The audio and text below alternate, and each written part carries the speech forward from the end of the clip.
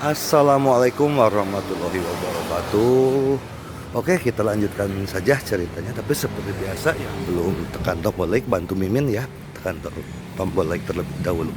Bab 1265, harus mati. Tak lama kemudian Aweng membawa lagi 100.000 kristal peri penciptaan. Melihat Tian Chen sudah terjerumus terlalu dalam seperti seorang penjudi, Aong berbisik kepadanya, "Yang mulia, istana perlu dikelola, Anda harus santai saja." Sebagai pangeran yang bersaing memperebutkan tahta, pengeluaran di istana Tian Chen sangat tinggi, karena ia memiliki sekelompok besar orang di istananya, dan segala macam hal perlu diurus. Menghabiskan 200.000 kristal abadi keberuntungan sekaligus kemungkinan akan membuat istana mengalami kesulitan keuangan. Tian Chen menatap pedang patah dan menara yang hancur di depannya. Matanya menyala-nyala, tidak apa-apa. Aong mengangguk dan tidak berkata apa-apa lagi. Sebagai seorang pelayan, terkadang dia harus bersikap bijaksana. Jika dia mengatakan sesuatu yang lebih, itu akan dianggap tidak sopan. Tian Chen terus mengaktifkan kristal abadi ciptaan itu, dan aliran energi spiritual mengalir ke menara yang rusak dan pedang yang rusak seperti air pasang.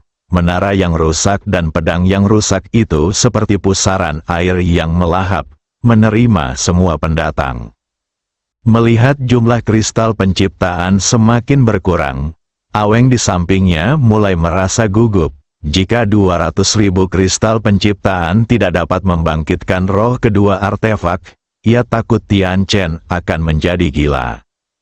Tian Chen menatap pedang patah dan menara yang hancur tanpa berkedip, dan beberapa butir keringat muncul di dahinya.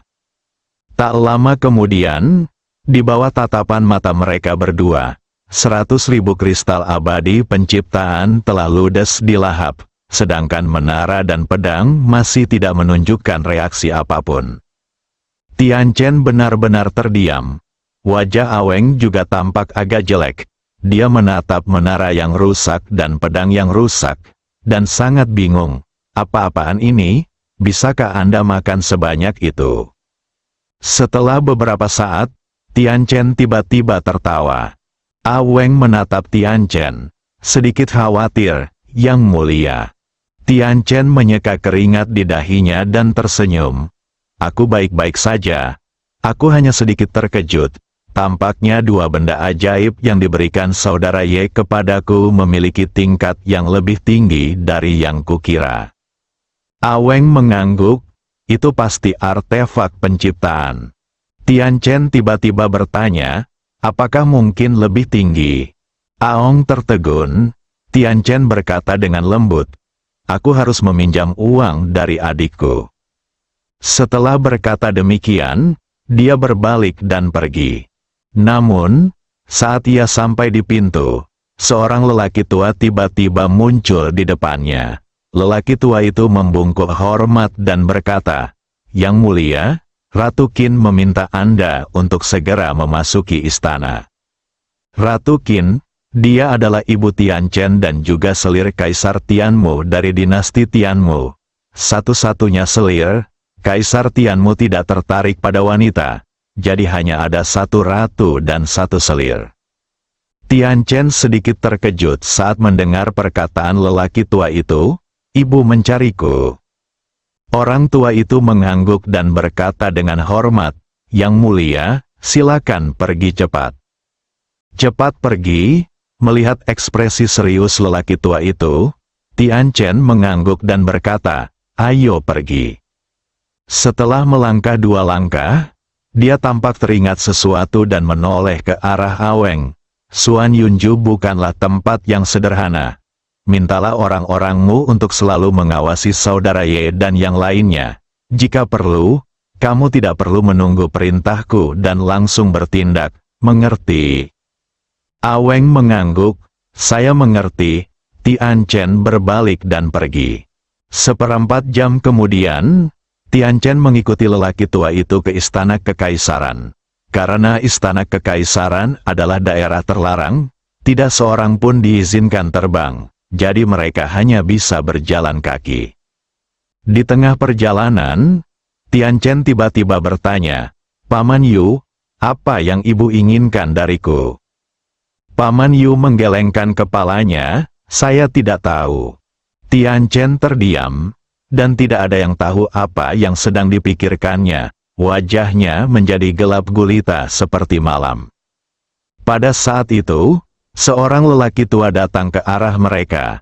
Ia mengenakan jubah Konfusianisme, mahkota, dan ikat pinggang, memegang buku kuno di tangannya, dan memancarkan aura ilmiah dan elegan. Melihat kedatangan tamu itu, Paman Yu membungkukkan badan sedikit dan berkata, "Salam." Ji Xiang, Perdana Menteri Dinasti Tianmu, Kepala Pegawai Negeri, memiliki murid di seluruh dunia. Dia adalah salah satu dari 2 pahlawan terbesar yang membantu Kaisar Tianmu naik tahta. Dia dikenal sebagai guru kaisar. Dia juga merupakan guru dari pangeran tertua saat ini dan tokoh inti dari garis keturunan pangeran tertua. Tian Chen tidak memberikan salam apapun saat bertemu Perdana Menteri Ji. Meskipun pihak lain memiliki status yang sangat tinggi, bagaimanapun juga dia adalah seorang pangeran. Ji Xiang tidak memberi hormat kepada Tian Chen. Dia melirik Tian Chen dan berkata, "Yang Mulia Chen, ku dengar Anda menangkap 2 penjahat di daerah perbatasan." Ye Guan sedikit mengernyit. Ji Xiang berjalan mendekati Tian Chen dan berkata dengan tenang, "Ini tidak benar." Setelah berkata demikian, dia melangkah pergi. Wajah Tian Chen muram bagaikan air. Paman Yu tiba-tiba berkata, "Yang Mulia, ayo pergi." Sambil berbicara dia menggandeng Tian Chen dan berjalan menuju harem. Setelah beberapa saat, Paman Yu membawa Tian Chen melewati sebuah taman dan tiba di sebuah istana yang mewah. Ia membungkuk hormat ke arah aula dan kemudian pergi. Tian Chen masuk. Di sana, di dekat jendela, duduk seorang wanita cantik berbusana istana. Dia tampak berusia 30-an, dewasa dan montok. "Ratu Qin." Tian Chen berjalan mendekat dan berkata sambil tersenyum, "Bu." Permaisuri Qin meletakkan buku kuno di tangannya, menoleh ke arah Tian Chen, dan berkata sambil tersenyum, "Apakah kamu sudah kembali?" Tian Chen mengangguk. "Ya." Permaisuri Qin tersenyum dan berkata, "Duduklah." Tian Chen duduk tepat di depan Nyonya Qin. Ia mengambil buah spiritual dari meja dan mulai memakannya. "Bu, aku baru saja bertemu teman baik di luar. Dia sangat tampan, hanya sedikit lebih buruk dariku. Kurasa aku bisa mengenalkannya pada adikku." Permaisuri Qin tersenyum dan berkata, "Namanya Ye Guan, kan?" Tian Chen mengangguk cepat. "Ya, ibu memang hebat. Putra ibu tidak bisa menyembunyikan apapun dari ibu." Ratu Qin mengambil sebuah anggur di depannya, mengupasnya dengan hati-hati, dan menyerahkannya kepada Tian Chen. Tian Chen menyeringai dan mengambilnya untuk dimakan. Pada saat ini, Ratu Qin tiba-tiba berkata, "Kedua orang itu harus mati." Nadanya tenang, tetapi tidak diragukan. Anggur itu sudah ada di mulutnya, tetapi Tian Chen mengambilnya kembali dan meletakkannya di atas meja. "Bu, dia menyelamatkan hidupku." Permaisuri Qin menatap Tian Chen dan berkata, "Keluarga pangeran tertua sudah tahu bahwa Anda yang membawa mereka keluar. Perdana Menteri Ji telah mengerahkan semua sensor untuk mendakwa Anda. Kami tidak benar dalam masalah ini. Jika kami menentang mereka, kami akan menderita kerugian besar." Tian Chen menambahkan, "Dia menyelamatkan saya." Ratu Qin menatap Tian Chen. Senyum di wajahnya berangsur-angsur menghilang. Situasi keseluruhan lebih penting. Tian Chen menggelengkan kepalanya. "Bu, aku bukan orang baik, tapi aku tidak bisa membalas kebaikan dengan kebencian." Permaisuri Qin berkata, "Aku akan membuatkannya untukmu." "Tidak." Tian Chen segera berdiri. Ia menatap wanita cantik di depannya dan berkata lagi, "Bu, dia menyelamatkan nyawa putramu." Permaisuri Qin menatap Tianchen dan berkata, "Anda dapat memberi kompensasi kepada keluarganya, tetapi dia harus mati." Tianchen sedikit marah, tetapi dia tetap berusaha menahannya. Dia menarik napas dalam-dalam, lalu duduk dan berkata perlahan, "Bu, pernahkah ibu berpikir akan jadi apa aku jika aku membunuhnya? Tidak tahu terima kasih. Apakah ibu ingin anakmu menjadi orang yang tidak tahu terima kasih?" Permaisuri Qin menatap Tianchen dengan tajam. "Jika kamu ingin naik tahta, kamu tidak boleh bersikap terlalu baik, mengerti?" Tianchen menggelengkan kepalanya, lalu berkata dengan serius, "Bu, aku sudah ingin menjadi kaisar sejak aku masih kecil, dan kemudian menjadi kaisar terhebat sepanjang masa. Tetapi ingin menjadi kaisar tidak berarti kamu harus mengkhianati teman-temanmu. Pernahkah kamu melihat seorang kaisar sepanjang masa yang hina dan tidak tahu malu?" Keduanya, tatapan mata Permaisuri Qin menjadi agak tajam. Alasan mengapa mereka memiliki citra yang begitu gemilang bukan hanya karena prestasi mereka sendiri, tetapi juga karena buku-buku sejarah ditulis oleh mereka sendiri. Bagaimana mungkin buku-buku sejarah menulis tentang sisi gelap mereka? Tianchen terdiam sejenak, lalu berkata, "Bu, ini bukan cara menjadi manusia." Ratu Qin berkata, "Ibu tahu, sulit bagimu melakukan ini. Jadi ibu akan melakukannya untukmu." Tianchen tiba-tiba berdiri, kirim seseorang ke Xuan Yunju. Setelah berkata demikian, dia berbalik dan pergi. "Berhenti!" Permaisuri Qin tiba-tiba berteriak. Tianchen berhenti berjalan, dan Permaisuri Qin menatapnya. "Tahukah kau berapa banyak orang yang mendukungmu? Jika Ye Guan masih hidup, garis keturunan pangeran tertua akan membuat keributan tentang hal ini, mengatakan bahwa kau, sebagai seorang pangeran, bertindak gegabah dan mengabaikan hukum leluhur. Pada saat itu, garis keturunan kita akan berada dalam posisi pasif." Tianchen terdiam sejenak, lalu berkata, "Bu, pernahkah ibu memikirkan hal ini? Jika Ye Guan dan dua orang lainnya tiba-tiba meninggal, semua orang akan tahu bahwa akulah yang melakukannya. Ye Guan menyelamatkan hidupku, tetapi aku memperlakukannya seperti ini. Jangan bicara tentang bagaimana aku akan merasa bersalah karenanya. Bu, bagaimana orang luar akan melihatku, terutama mereka yang setia padaku? Apakah mereka akan berkecil hati?" Permaisuri Qin sedikit mengernyit. Tianchen menambahkan, "Lagi pula, Saudara Ye jelas bukan orang biasa. Jika aku takut dia akan melibatkanku dan mencoba menyakitinya, aku pasti akan menyinggung perasaannya dan pasukan di belakangnya. Lalu, aku akan kehilangan istriku dan pasukanku. Itu akan sangat bodoh." Permaisuri Qin tetap diam. Tianchen melanjutkan, "Ibu, situasiku sekarang benar-benar buruk.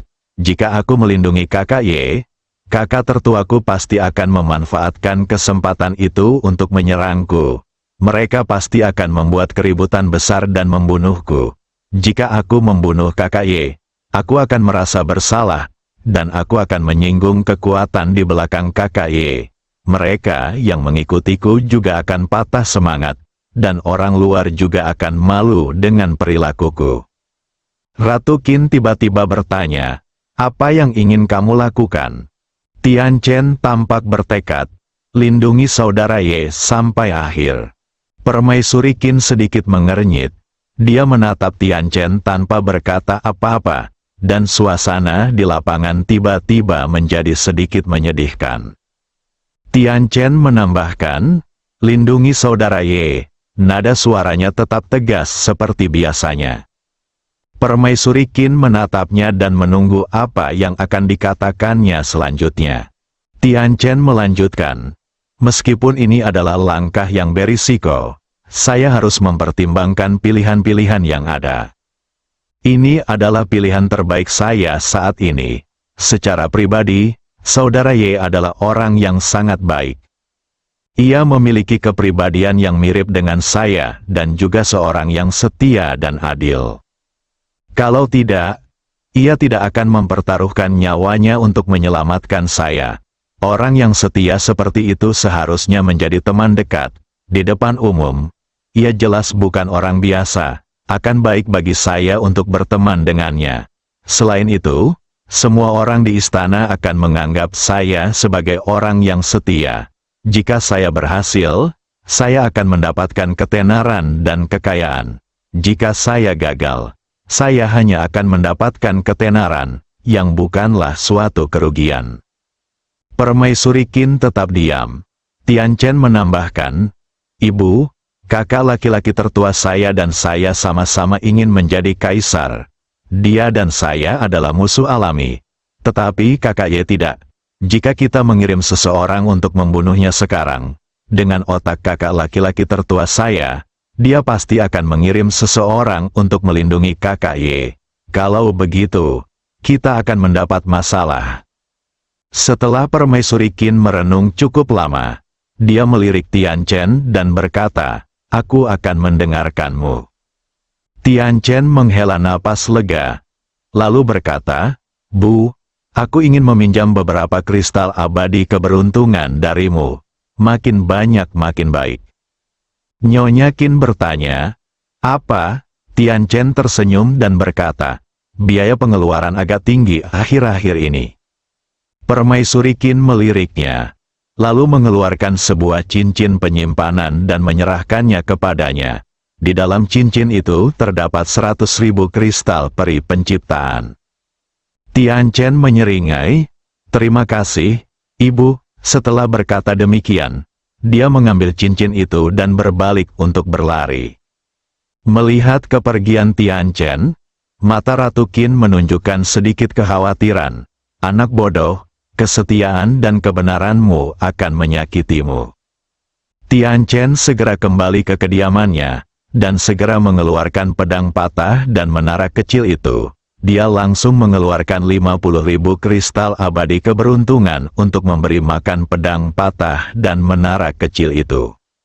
Di sampingnya, Aong berkata dengan suara yang dalam, "Yang mulia, kedua benda suci ini adalah binatang pemakan uang. Jika ini terus berlanjut, kita tidak akan mampu menahannya." Tian Chen mengangguk, "Mari kita coba sekali lagi." Setelah semua 50.000 kristal penciptaan ditelan, pedang patah dan menara kecil itu masih belum bereaksi. Tian Chen hendak mengeluarkan 50.000 kristal penciptaan yang tersisa. Tetapi pada saat ini, pedang patah itu tiba-tiba mengeluarkan suara pedang kecil, dan menara kecil itu juga bergetar, dan cahaya keemasan samar muncul. Tian Chen sangat gembira, Aong pun kegirangan dan berkata dengan gembira, "Semangat sudah bangkit." Pada saat ini, suara samar tiba-tiba datang dari pedang, "Tuan muda." Aong buru-buru berkata, "Yang mulia, roh ini sangat lemah sekarang, cepatlah kenali tuannya." Tian Chen menggelengkan kepalanya. Ia menyingkirkan pedang patah dan menara kecil itu, lalu berbalik dan pergi. Aong sedikit bingung, "Yang mulia, apa yang sedang Anda lakukan?" Tian Chen tidak mengatakan apapun dan segera menghilang di kejauhan. Di halaman rumah Ye Guan yang sedang duduk bersila dan berlatih tiba-tiba mengerutkan kening. Ia menoleh dan melihat Tian Chen berjalan ke arahnya. Ye Guan sedikit terkejut. "Saudara Tian Chen?" Tian Chen berjalan ke arah Ye Guan dan menyerahkan pedang patah dan menara kecil itu ke tangan Ye Guan. "Pergi dari sini, pergi sekarang." Bab 1266, Menara Master. Ye Guan menatap Tian Chen yang memasang ekspresi serius di wajahnya. Dia mungkin sudah menebak alasannya, jadi dia bertanya, "Apakah karena identitasku dan Xiao Shan?" Tian Chen mengangguk. "Aku masih meremehkan tekad kakak tertuaku untuk membunuhku. Mereka sekarang siap menggunakan identitasmu untuk mendakwaku, agar tidak didakwa oleh mereka. aku kemungkinan besar akan mengambil tindakan terhadapmu. Akan sangat berbahaya bagimu untuk terus tinggal di sini. Saat dia mengatakan ini, dia menatap Ye Guan dan berkata dengan nada meminta maaf, "Maaf telah melibatkanmu." Ye Guan berkata, "Seharusnya aku yang minta maaf. Kalau kamu tidak membawa kami keluar, kamu tidak akan mengalami masalah ini." Tian Chen tersenyum pahit. "Jika aku tidak membawamu keluar, aku akan mati di tangan suku iblis kuno." Ye Guan tersenyum dan berkata, "Apakah situasinya sulit?" Tian Chen mengangguk, "Sulit, kalau kamu tetap di sini, kamu hanya akan mendapat lebih banyak masalah." Ye Guan berkata, "Bukankah sudah agak terlambat bagi kita untuk pergi sekarang?" Tian Chen berkata dengan suara berat, "Saya akan berusaha sekuat tenaga." Ye Guan Dao, masalah terbesar adalah identitas kita, kan? Tian Chen mengangguk. "Ya." Ye Guan tiba-tiba bertanya, "Siapa bilang orang yang datang dari kota kecil di perbatasan adalah penjahat?" Tian Chen tercengang. Ye Guan tersenyum dan berkata, "Sejauh yang aku tahu, semua penjahat di kota perbatasan itu punya kejahatannya masing-masing. Kita bisa mengetahuinya setelah memeriksanya, kan?" Tian Chen menepuk dahinya, merasa sedikit kesal. "Aku benar-benar lupa tentang ini." Ye Guan menambahkan, "Tentu saja, meskipun kita bukan penjahat, kakak tertuamu mungkin akan menimbulkan masalah, jadi kamu tidak bisa bersikap pasif, kamu harus mengambil inisiatif." Tian Chen tiba-tiba menjadi penasaran, "Apakah kamu masih bisa mengambil inisiatif?" Ye Guan mengangguk. "Ya." Tian Chen bertanya, "Bagaimana cara mengambil inisiatif?" Ye Guan berkata dengan tenang, "Kirimkan surat peringatan yang menyatakan bahwa kakak laki-lakimu berkolusi dengan klan iblis kuno." Tian Chen tercengang, "Apakah ada yang percaya ini?" Ye Guan tersenyum dan berkata, "Tidak penting apakah kau percaya atau tidak. Yang penting adalah kakakmu memiliki motif ini. Kakakmu dan kau sama-sama pangeran dan ingin menjadi kaisar. Dia berkolusi dengan orang-orang kuat dari klan iblis kuno untuk membunuhmu.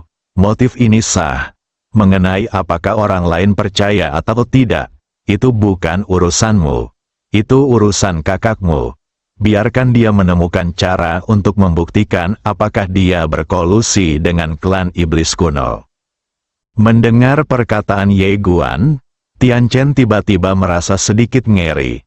Sial, kakak Ye di depannya ini bukanlah orang baik. Ye Guan menambahkan, "Jika menurutmu itu tidak cukup, kamu bisa mencoba sesuatu yang lebih kejam." Tian Chen tiba-tiba penasaran, "Seberapa kejam?" Ye Guan berkata, "Setelah kau pergi dari sini, carilah tempat sepi dan tusuk dirimu sendiri dengan pedang. Lalu suruh bawahanmu menyebarkan berita bahwa pangeran tertua yang melakukannya. Sekali lagi, jangan pedulikan apakah orang lain percaya atau tidak. Bagaimanapun, pangeran tertua harus membuktikan bahwa bukan dia yang melakukannya." Tian Chen, Ye Guan berkata, "Pergi." Tian Chen memikirkannya, lalu mengangguk, "Oke." Setelah berkata demikian, dia berbalik dan pergi. Namun setelah berjalan 2 langkah, dia tiba-tiba berhenti, lalu menoleh ke arah Ye Guan dan bertanya dengan rasa ingin tahu, "Saudara Ye, permisi, apa yang telah kamu lakukan sebelumnya?" Ye Guan berkata, "Dia mengelola sebuah sekolah." Tian Chen mengangguk, "Tidak ada orang yang belajar adalah orang baik." Setelah berkata demikian, dia berbalik dan berlari. Ye Guan, setelah Tian Chen pergi, dia tiba di suatu tempat yang sepi. Dia melihat sekeliling dan kemudian meninju perutnya sendiri. Engah, seteguk darah muncrat keluar. Tian Chen tiba-tiba berteriak sekeras-kerasnya, "Tolong, sialan, seseorang akan mati." Segera, Berita bahwa pangeran tertua berkolusi dengan klan iblis kuno untuk membunuh Tian Chen menyebar ke seluruh Tiandu. Di dalam sebuah rumah besar, seorang pria berjubah kuning sedang duduk di depan tangga batu. Anak laki-laki itu tinggi dan tampan, dengan penampilan yang luar biasa, dan sekitar 60% mirip dengan Tian Chen. Dia memegang sebuah buku kuno di tangannya, dan dia membacanya dengan penuh minat. Orang ini tidak lain adalah Tian Xing, pangeran tertua dari dinasti Tianmu. Pada saat ini, seorang lelaki tua berjalan perlahan. Orang yang datang tidak lain adalah Ji Xiang. Melihat Ji Xiang, Tian Xing segera menutup buku itu, berdiri dan membungkus sedikit. "Guru." Ji Xiang melirik buku kuno di tangan Tian Xing dan bertanya, "Membaca buku?" Tian Xing tersenyum dan berkata, "Iya." Ji Xiang bertanya, "Xiao Chuang Yuji?" Tian Xing tersenyum dan berkata, "Iya, orang miskin menjadi kaya karena buku, dan orang kaya menjadi kaya karena buku. Membaca lebih banyak buku adalah hal yang baik." Ji Xiang mengangguk pelan. "Itu benar, tapi jangan tunda kultivasimu. Di era ini, kekuatan seringkali lebih penting daripada kebenaran." "Tentu." Tian Xing memberi isyarat mengundang dan berkata sambil tersenyum, "Guru, silakan." Keduanya memasuki aula kecil. Setelah Ji Xiang duduk, Tian Xing secara pribadi menuangkan secangkir teh untuknya. Lalu duduk, "Guru, apakah Anda datang ke sini kali ini karena rumor itu?" Menteri Ji mengangguk. "Yang Mulia Gang Chen menyampaikan laporan yang mengatakan bahwa Anda berkolusi dengan suku iblis kuno untuk menyakitinya. Dan baru saja, dia diserang dan tampaknya terluka parah. Bagaimana menurut Anda?" Tian Xing mengerutkan kening, sedikit bingung. Kapan saudara kesembilanku mempelajari trik menjebak dan menyalahkan orang lain ini? Apakah dia merekrut staf baru? Ji Xiang berkata, "Jika kita pergi dan menuntutnya karena melanggar hukum leluhur dan melepaskan para penjahat secara pribadi, orang-orang pasti akan mengkritik kita dan berpikir bahwa kita benar-benar menargetkannya dengan sengaja." Sambil berbicara, dia mengerutkan kening. Menurut kesannya, Yang Mulia Chen adalah orang yang relatif jujur. Mengapa dia tiba-tiba menggunakan trik yang meragukan seperti itu? Tian Xing berpikir sejenak, lalu berkata, "Biarkan sensor kekaisaran berhenti dulu." Ji Xiang mengangguk. "Yang paling mendesak adalah semua ujung tombak mengarah ke kita. Kita harus menemukan cara untuk menanggapinya. Berkolusi dengan klan iblis kuno bukanlah masalah kecil." Ketika dia mengatakan hal itu, dia tiba-tiba merasakan sakit kepala. Jelas bahwa pihak lain menjebak Anda, tetapi Anda harus menemukan cara untuk membuktikan ketidakbersalahan Anda. Hal macam apa ini? Tian Xing tersenyum dan berkata, "Tidak perlu menjawab." Ji Xiang menatap Tian Xing, dan Tian Xing berkata, "Semakin aku menanggapi masalah ini, semakin tidak jelas jadinya. Dia tiba-tiba melakukan ini. Mungkin untuk kedua penjahat itu. Aku agak penasaran apakah dia bahkan akan melukai dirinya sendiri untuk kedua penjahat itu." Pada titik ini, dia berhenti sejenak, lalu melanjutkan, "Tentu saja, hal-hal di dunia seringkali dimulai dari yang terkecil, tetapi akhirnya menjadi masalah besar. Awalnya mereka dianggap tidak dapat diatur, tetapi pada akhirnya mereka tidak mungkin ditangani. Oleh karena itu, jika kita tidak menanggapi masalah ini, itu akan menjadi semakin keterlaluan dan dibesar-besarkan. Pada saat itu, bahkan jika kita belum berkolusi dengan klan iblis kuno, itu akan menjadi noda pada kita, yang akan sangat merugikan kita. Namun, tanggapan kita tidak dapat mengikuti alur pikirannya. Jika tidak, itu akan seperti terjebak dalam rawa, tenggelam semakin dalam." Ji Xiang mengangguk. "Benar sekali." Tian Xing mengangguk. "Sepertinya aku harus pergi menemui saudaraku yang ke-9." Ji Xiang bertanya, bagaimana kalau kita pergi melihatnya sekarang? Tian Xing mengangguk, kita tidak hanya harus pergi dan melihatnya, tetapi kita juga harus pergi dan melihatnya secara terbuka.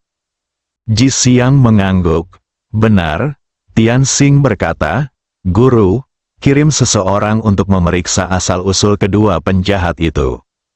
Ji Xiang berkata, saya telah mengirim seseorang untuk menyelidiki, dan akan segera ada berita. Tian Xing mengangguk, lalu berdiri dan berkata, kemarilah, bawakan aku pil Wan Xian yang diberikan ayahku. Sesaat kemudian, Tian Xing membawa sekelompok besar orang ke Tianchen Mansion dengan momentum yang besar. Tianchen keluar untuk menyambutnya secara pribadi. Begitu kedua saudara itu bertemu, Tian Xing menunjukkan kekhawatirannya. Kakak Chen, kamu baik-baik saja. Tianchen berkata dengan serius, saudaraku, aku tidak menyangka kau akan berkolusi dengan klan iblis kuno. Kau bertindak terlalu jauh. Semua orang ketakutan saat mendengar ini. Mengapa Yang Mulia Chen begitu berhati-hati dalam perkataannya? Meskipun aku tahu kalian berdua bersaudara sedang berjuang untuk tahta, dan ini adalah pertarungan hidup dan mati, tetapi kalian tidak bisa mengatakannya secara terang-terangan. Tian Xing mendesah pelan.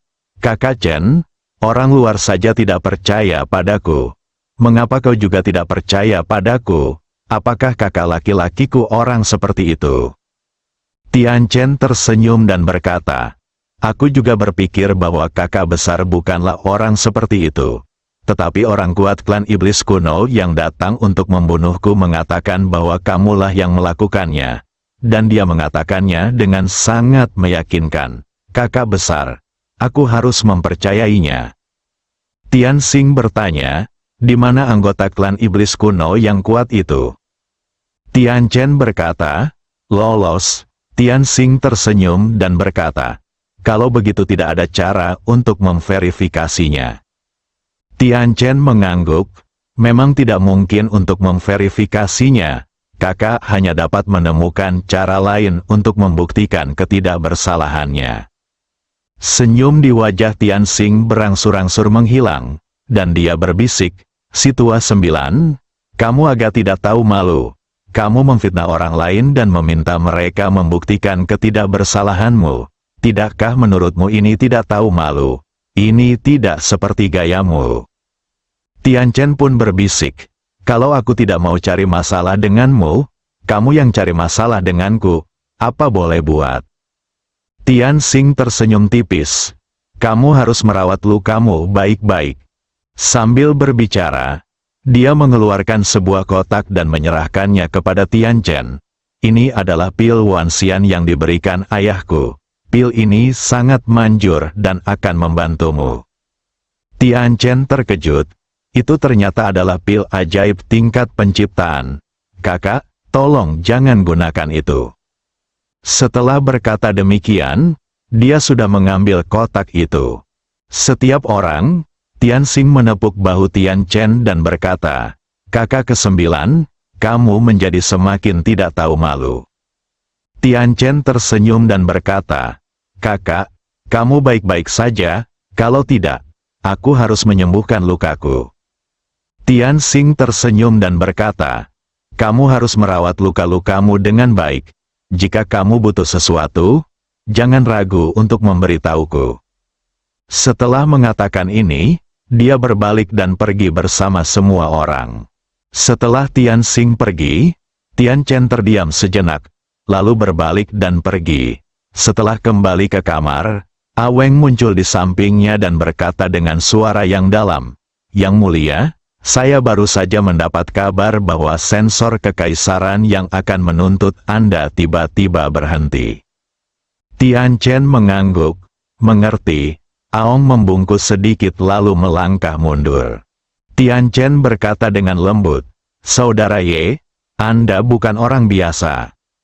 Ye Guan pertama kali datang ke kamar Fan Shan. Fan Shan masih berlatih saat itu, ada fluktuasi spiritual yang kuat di sekelilingnya.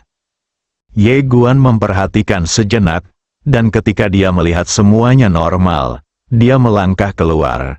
Saat dia melangkah keluar, seorang wanita muncul di depannya. Dia adalah pemilik Xuan Yunju. Ye Guan belum tahu namanya, jadi dia bertanya, "Siapa namamu, nona muda?" Wanita itu menatapnya, "Anda telah terlibat dalam pertarungan mereka untuk putra mahkota."